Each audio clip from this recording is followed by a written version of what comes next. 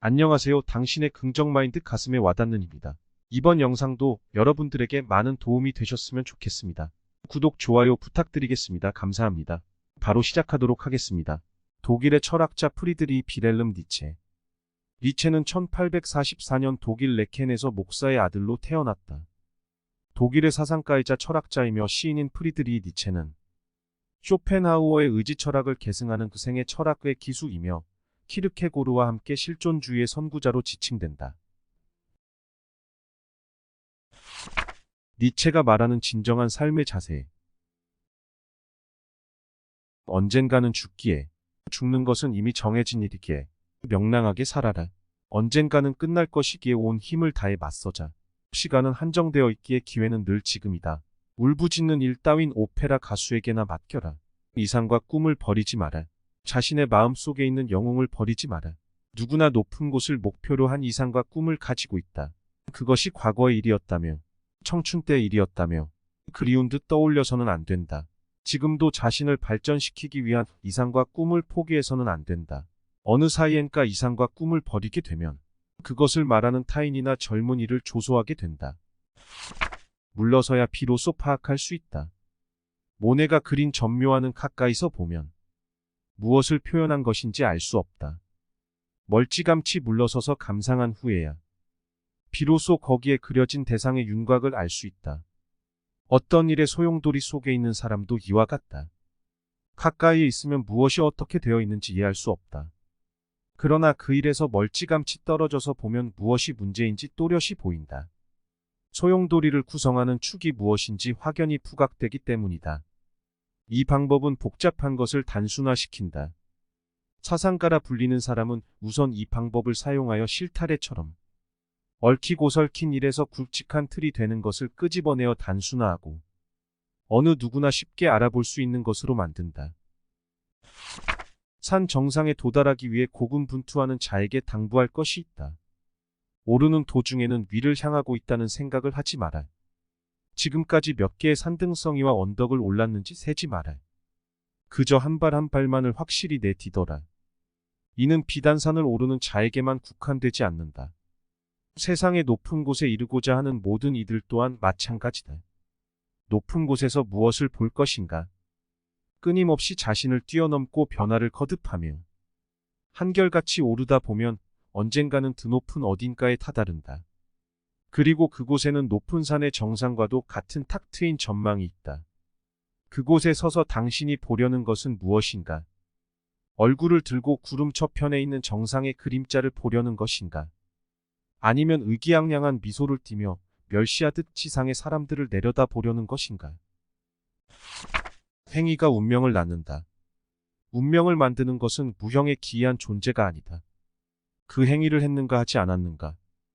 마지막까지 해냈는가 중도에 포기해버렸는가? 지켰는가 지키지 않았는가? 받아들였는가 도망쳤는가? 버렸는가 주었는가와 같은 행위가 사건을 만든다.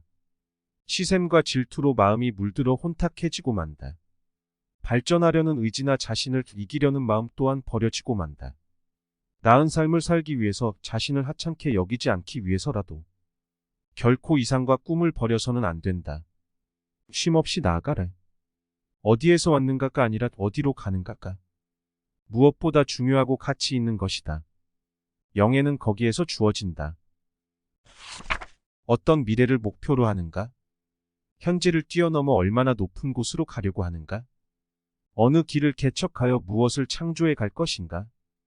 과거에 얽매이고 아래에 있는 인간과 비교하여 자신을 칭찬하지 마라. 꿈을 즐거운 듯이 입으로만 내뱉을 뿐 아무 노력도 하지 않고 그럭저럭 현재에 만족하며 주저앉지 마라. 쉬지 말고 앞으로 나아가라. 보다 높은 곳을 향해 나아가라. 추구하는 것은 이곳에 있다. 당신이 서 있는 장소를 깊이 파고들어라. 샘은 당신의 발 아래에 있다. 이곳이 아닌 어느 먼 장소에, 알지 못하는 이국의 땅에서 자신이 찾는 것, 자신에게 가장 맞는 것을 찾으려는 젊은이들이 지나치게 많다. 실은 자신이 한 번도 시선을 주지 않았던 발 아래이기에 끝없이 깊은 샘이 자리하고 있다. 추구하는 것이 묻혀 있다. 자신에게 주어진 많은 보물이 잠들어 있다. 자신을 소홀히 여기지 마라. 무엇을 하든 전심과 전력을 다해야 한다. 이는 수긍할 만한 좋은 결과를 내기 위함이 아니라 자기 자신을 소홀히 대하지 않기 위함이다. 전력을 쏟지 않고 얕은 꾀를 부리는 것, 적당한 선에서 물러나 방관하는 것은 결국 스스로를 바보 취급하는 것과 다름없다. 그렇게 되면 자신이 하는 일의 가치도 의미도 부여할 수 없게 된다. 자신을 서서히 죽이는 것과 같다. 쟁취하라 오직 자신의 힘으로. 두 손을 모으고 무언가를 탐하는 얼굴로 간절히 원하지 마라. 받을 것이라고 여기지 마라. 받는 것만 생각하지 마라. 받을 권리가 있다고 생각하지 마라. 아무것도 하지 않고 타인에게 받는 것은 무의미하며 노력 없이 받는 것은 절대 당신의 것이 될 수 없다. 쟁취하라 오직 당신의 힘으로. 자신에게 재능을 주어라. 천부적인 재능이 없다고 비관할 필요는 없다. 재능이 없다고 생각한다면 그것을 습득하면 된다. 최대의 오만은 무엇인가? 사랑받고자 하는 욕구이다. 거기에는 자신은 사랑받을 가치가 있다는 주장이 강하게 내재되어 있다. 그런 사람은 자신을 다른 사람보다 높은 곳에 있는 특별한 존재라 생각한다. 자신만은 특별히 평가될 자격이 충분히 있다고 믿는 차별주의자다. 본능이라는 지성이 생명을 구한다. 우리가 식사를 하지 않으면 몸이 약해져 끝내 죽고 만다. 수면이 부족하면 몸은 나을 만해 당뇨병과 다름 아닌 상태가 되어버린다. 잠을 전혀 자지 않으면 사흘째부터 환각을 보게 되고 이윽고 죽음에 이른다. 지성은 우리가 살아가는 데 도움을 주지만 우리는 그것을 악용할 수도 있다. 지성은 그런 의미에서 편리한 도구와 같다. 그리고 우리는 본능을 충동적인 것, 야만적인 것이라 치부해 버리기 일쑤지만 본능은 분명 우리의 생명을 구원하는 작용을 한다. 중대한 구제의 지능으로 누구나 갖추고 있는 것이 본능이다. 그렇기에 본능이야말로 지성의 정점에 선 가장 지성적인 것이라 할 수 있지 않을까. 사랑을 배워간다. 처음 듣는 음악의 경우 우리는 그 익숙하지 않은 것을 꺼리지 않고 일단 마지막까지 듣는 인내와 노력, 관용을 가져야 한다. 그것을 반복함으로써 친밀함이 생기고 이윽고 그 음악의 매력을 조금씩 발견하게 된다. 그럼으로써 음악이 가진 깊은 아름다움을 발굴해내고 그것을 사랑하게 되며 그 음악이 자신에게 없어서는 안 되는 것이 되어간다. 이것은 비단 음악에만 관한 이야기가 아니다. 우리는 사랑에 대해서도 처음에 낯설면서 출발하여 사랑을 배우는 길을 걸어왔다. 이를 사랑하는 경우에도, 자신을 사랑하는 경우에도, 다른 누군가를 사랑하는 경우에도 마찬가지다.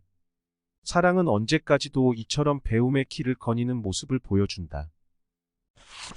첫 걸음은 자신에 대한 존경심에서 자신을 대단치 않는 인간이라 폄하해서는 안 된다.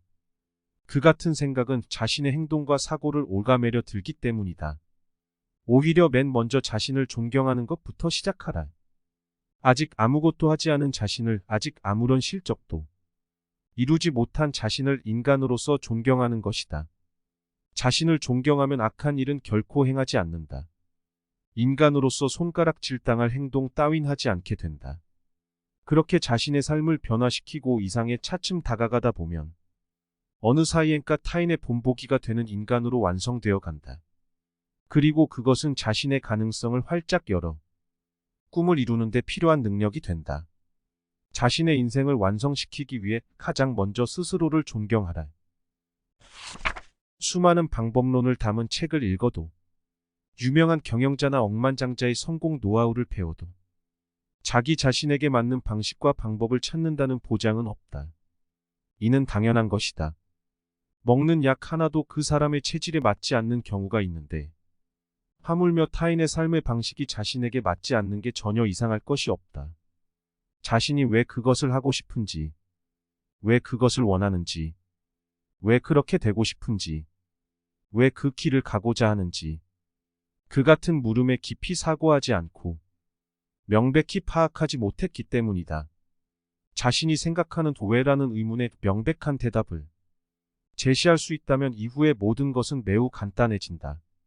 어떻게 해야 하는지에 대해서도 곧 알 수 있다. 일부러 타인을 흉내내면서 허송세월을 보내지 않아도 된다. 이미 자신의 길이 눈앞에 명료히 보이기 때문에 이제 남은 일은 그 길을 걸어가는 것뿐이다. 오늘보다 퇴보하기를 바라는 사람은 없을 것이다. 누구나 당연히 오늘보다 더 나은 내일을 꿈꾸며 살아간다. 하지만 그 과정에서 겪는 실패와 좌절이 너무나 고통스럽다. 니체는 이런 고통을 피하지 말고 기꺼이 받아들이라 조언한다. 가장 훌륭하고 가장 알찬 결실을 남긴 사람들 삶의 족적을 찬찬히 들여다보면 그대 자신에게 악천후와 폭풍을 견디지 못하는 나무들이 훗날 거목으로 훌쩍 자랄 수 있을지 한번 물어보라. 고통은 피해야 할 것이 아니다. 고통이나 불행은 우리를 단련하기 위해 꼭 필요한 것이다. 니체의 말대로 우리에게 주어진 고통을 기꺼이 받아들이고 그것을 발판 삼아 나아가자. 삶이 힘겹고 외로울지라도 한 발 더 내딛자. 끊임없이 계속 나아가는 당신을 응원한다. 여기까지 독일의 철학자 프리드리히 빌헬름 니체 진정한 삶의 자세에 대해 이야기하였습니다. 이 영상이 도움이 되셨다면 좋아요, 구독, 알림 부탁드리겠습니다. 끝까지 시청해 주셔서 감사합니다.